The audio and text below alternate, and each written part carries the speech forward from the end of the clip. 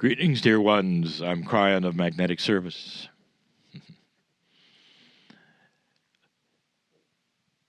There are always layers of listenership, of awareness on all of these messages.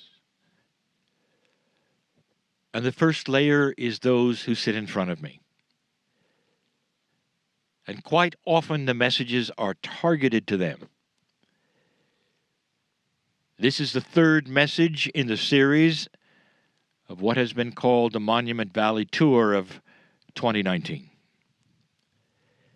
I say that because those listening might not always get the time reference, or the place reference, or the sequence reference. The last channel we gave was personal, and it was given mostly to honor the indigenous. And so as we sit here, even before we tell the listenership where we are, these are sacred lands. The ones who lived here had the ancestors who they draw upon for wisdom of life. And we recognize them yet again. And we ask permission of those ancestors for this message. A message that's not necessarily about the land this time, but a message of love and compassion, and one that I've given before in many ways. And so yet again, I work my way to that message through that which we've experienced yet today.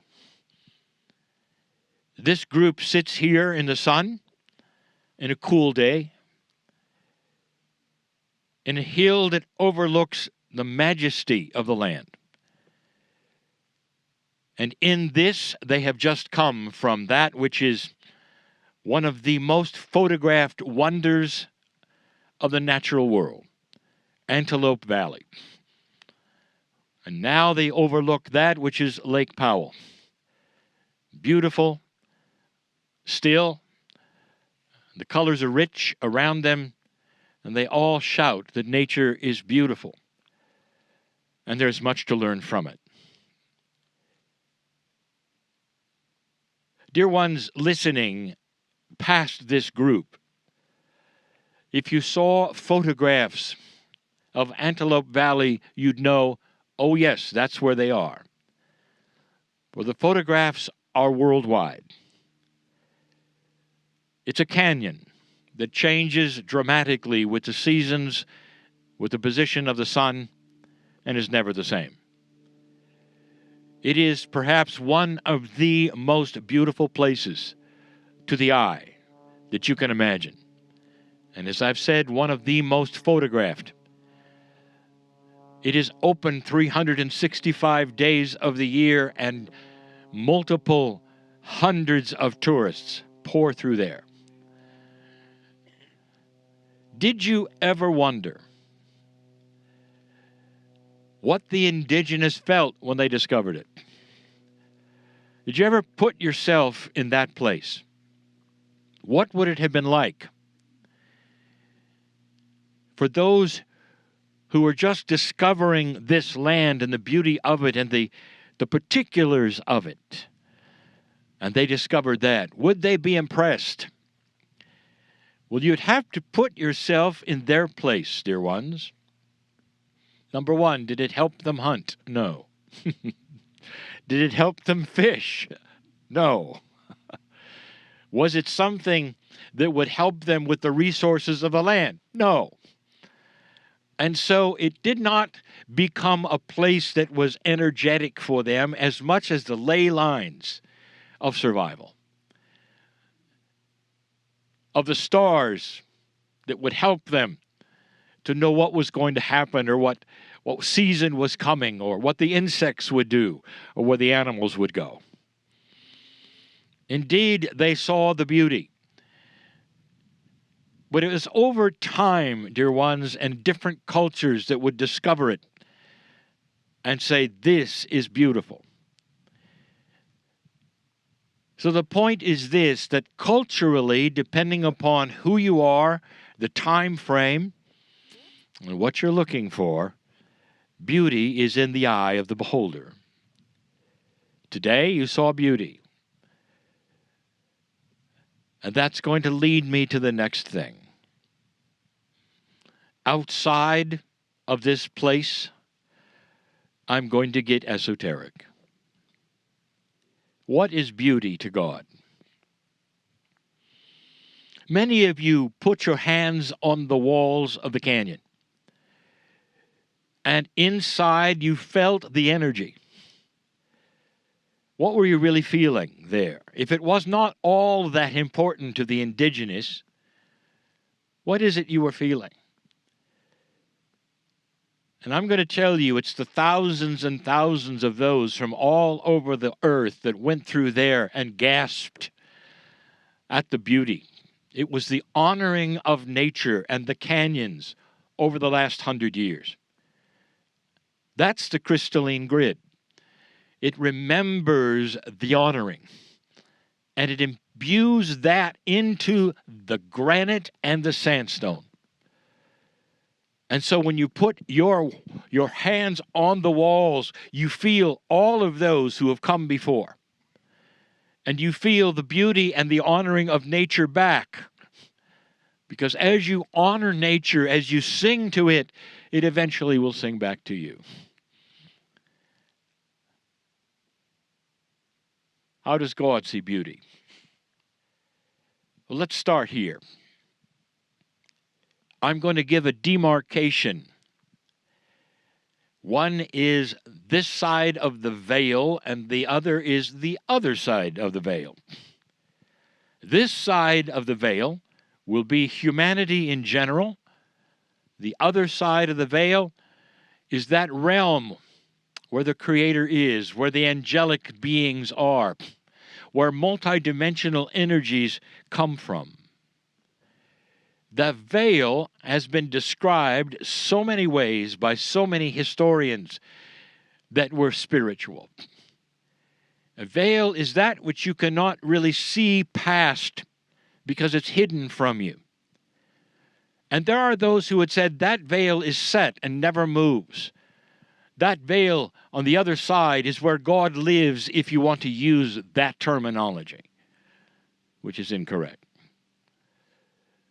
This side of the veil, the three-dimensional or four-dimensional side, is where you live, which is not correct either.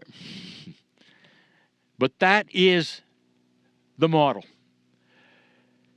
The part that you don't understand is the veil is variable.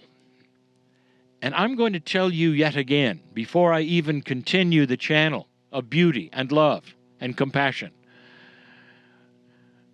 that one of the things that I want humans to understand and know is that that veil, which so many have said is absolutely set, there's God and then there's you, and there's the veil between. What if I told you that the veil varies depending upon the consciousness and the awareness of humanity?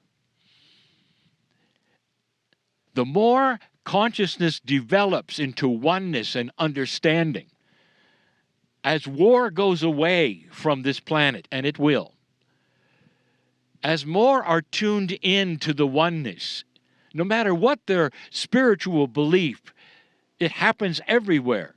There is a softening that goes on. Every single time a planet goes into what I will call an advanced graduation status, that is to say that a consciousness starts to raise and raise through generation and generation, the veil between you and that angelic realm starts to lift. And you see clearer through it because of the evolution. And dear ones, if you haven't noticed, this is not necessarily a group veil that I talk about. How about you? When you started to awaken to the potential that there was a larger truth, when you started to awaken to perhaps a potential of oneness, an awareness that all humans had the right to worship, and you could love them all no matter what.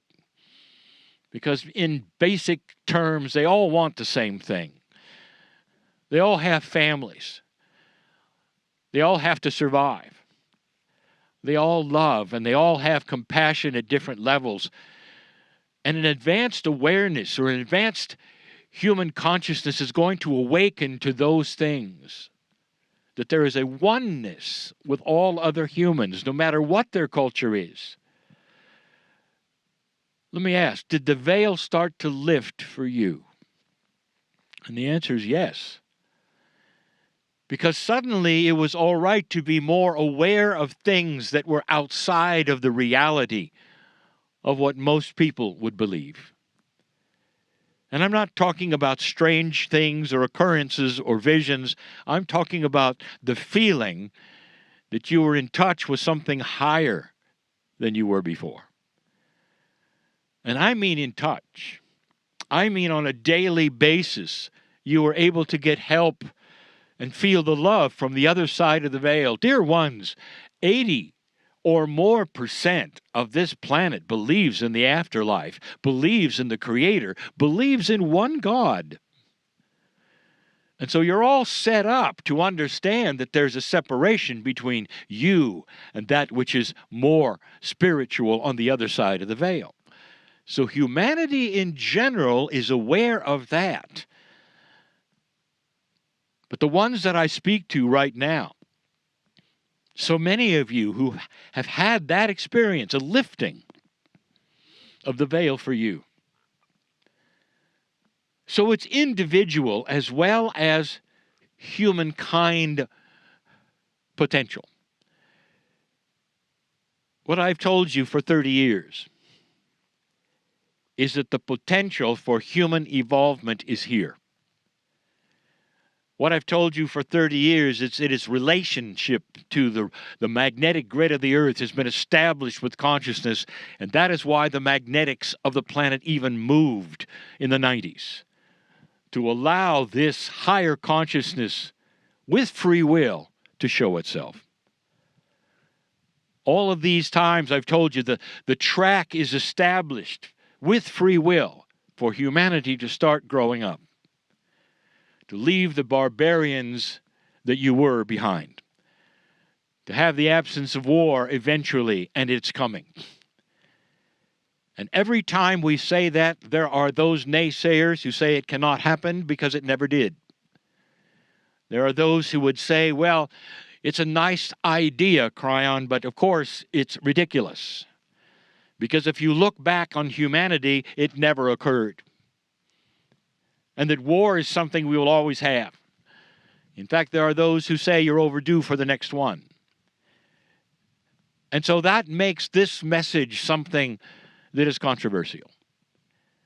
But not near as controversial as what I'm about to tell you. What I have said for so many years now, for decades, that gets me in trouble with almost everyone. And I'll tell you. How does God see beauty? Do you believe in angels and esoteric spiritual guides? Flat out, that question to almost every human being, and they will say, at some level, yes. Because almost every spiritual system on the planet features those attributes. Angels, guides, helpers. In almost every spiritual system, there'll be hierarchies of those very things. And they'll give them names, and there'll be helpers in certain areas for health and safety, for weather. It is common to then get help from the other side of the veil through these ideas. Are these ideas accurate? Yes. Yes, they are. Because God, whatever that term means to you, the creator of all things, that which is inside you, has an entourage. And if you've identified it as angelic, that's the human feeling. That's as good as you can get. But remember this. Human beings can only project what they know from themselves. So the consciousness of humans then often is placed upon that which you don't understand. So the angelic realm often becomes simply humans that are different.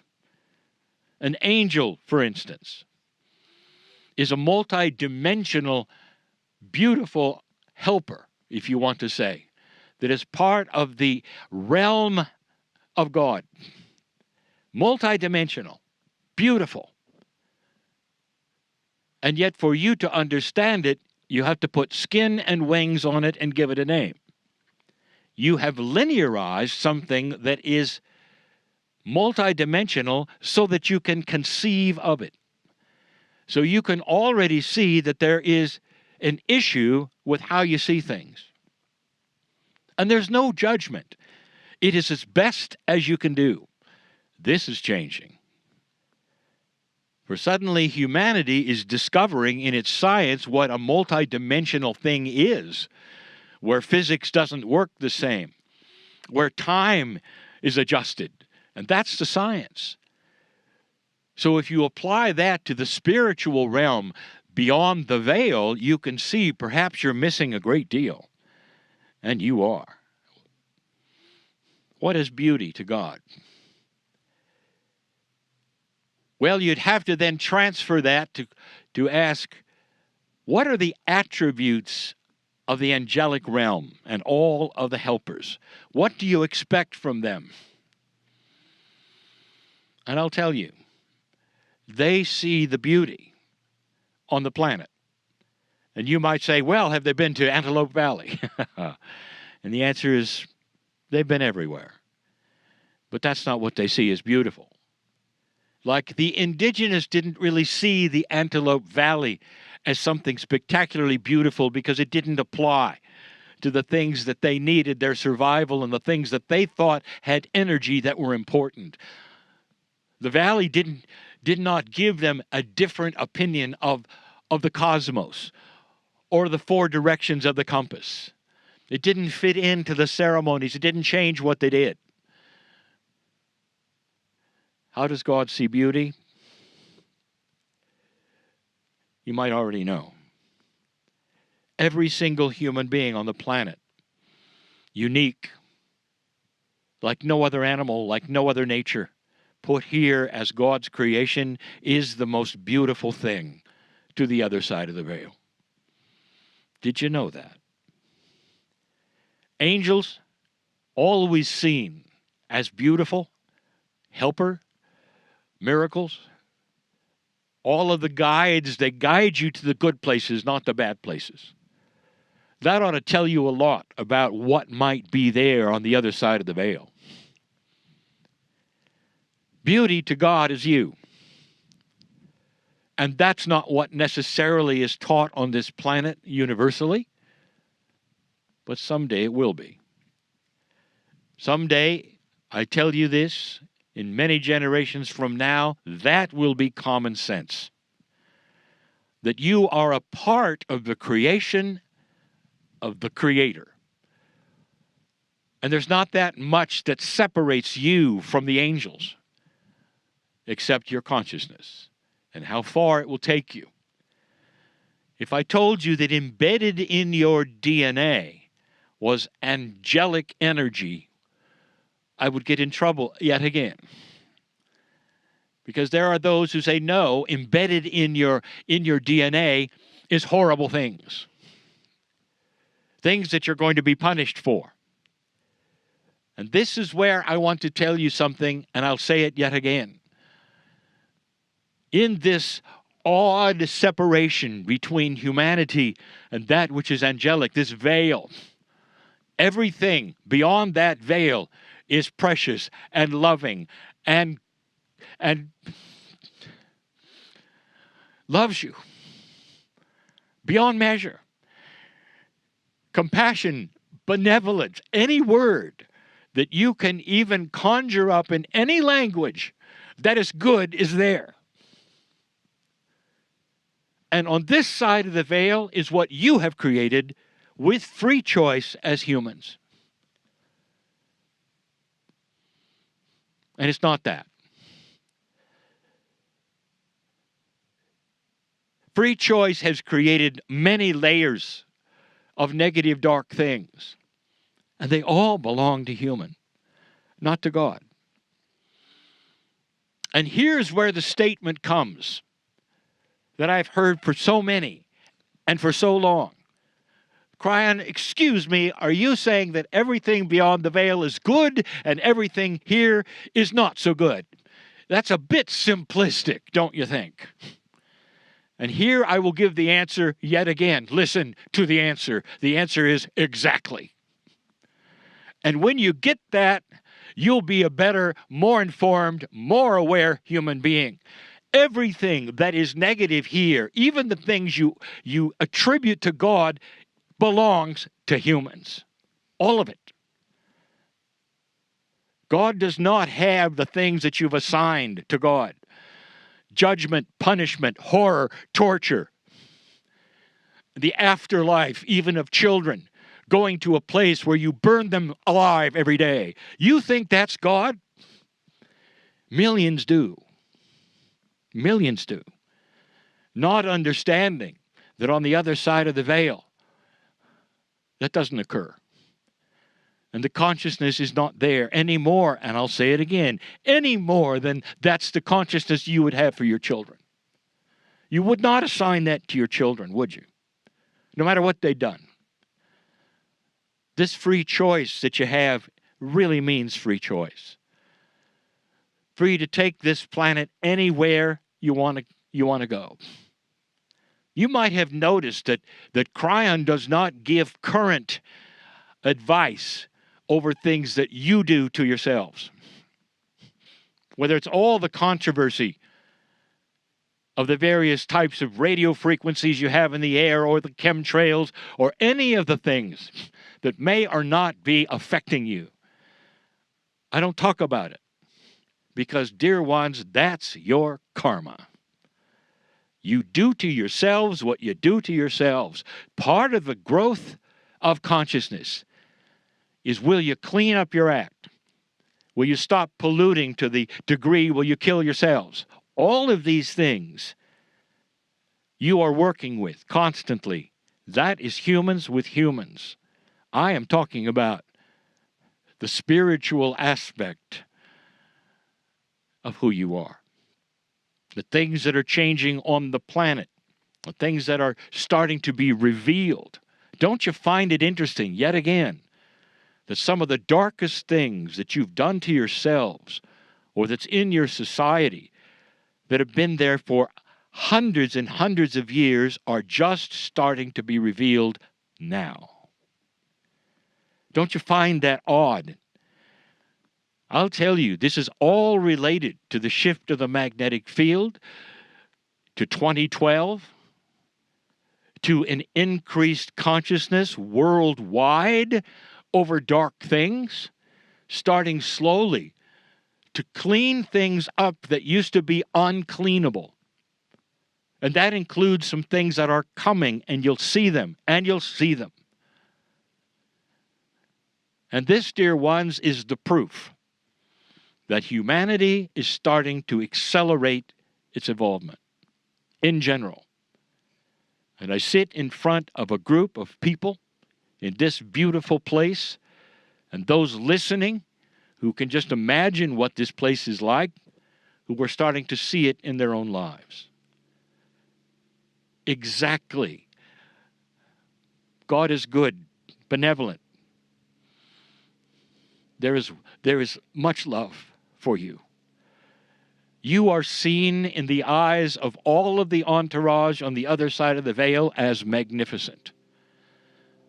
The soul that is in every single human being is forever and is part of God. That's where the soul came from. That's where it goes back to.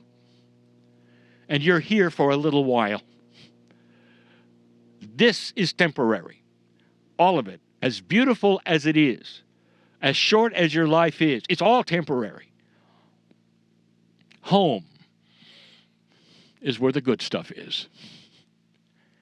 There'll come a time when the veil will blur. And there'll be the realization that the angelic realm is starting to be available. And then there will be a more firm affirmation that perhaps it's inside.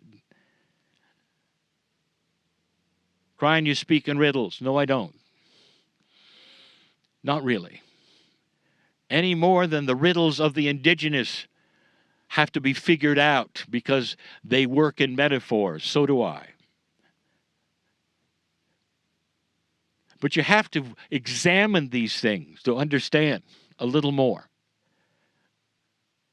Death has no sting, dear ones, except to the ones left behind.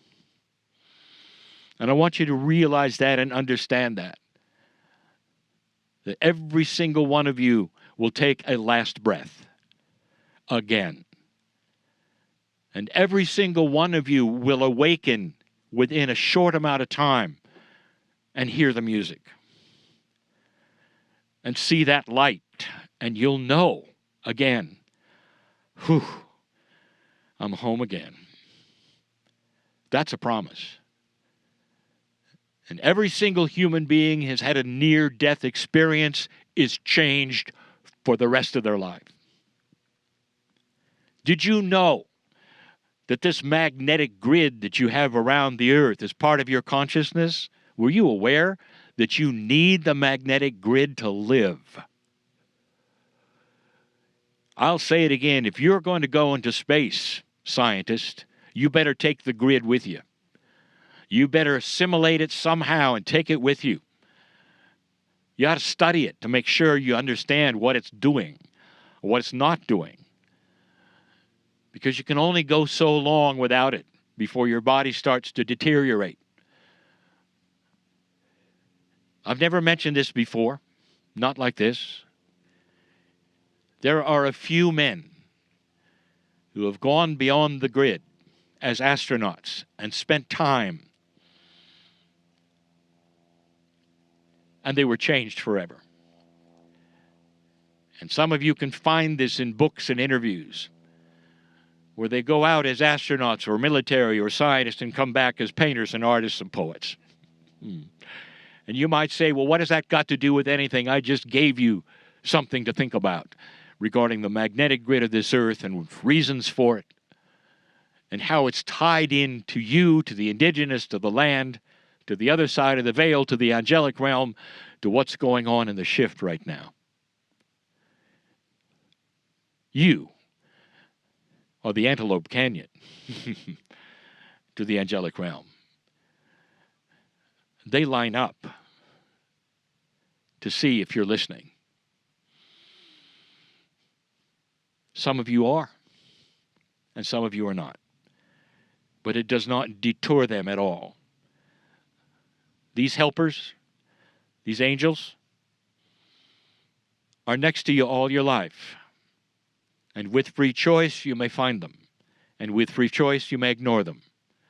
And there is no judgment. Because again, we'll see you, and the party is real. The party after life is real. The big aha is real. When you awaken and realize you are part of the angelic realm, and all that is here is artificial to some degree, a test to some degree, and temporary until that place where the veil is no more, and you as humans are one with your higher self. I've seen it. It happens in other places of this galaxy. It's even the reason you're here. That may seem a mystery to you for now. I give this message in a place where the ancestors smile. And they say, this is the message we have always given to the indigenous that are here who know they are part of the 4 compass headings and are part of the stars and the cosmos and of nature and play their part in a dance with the elements that keeps them surviving for century after century after century without any depletion of nature. Being one with these things is the most wise thing you'll ever learn again. That's it for now. Leave this place knowing you're magnificent. Truly. And so it is.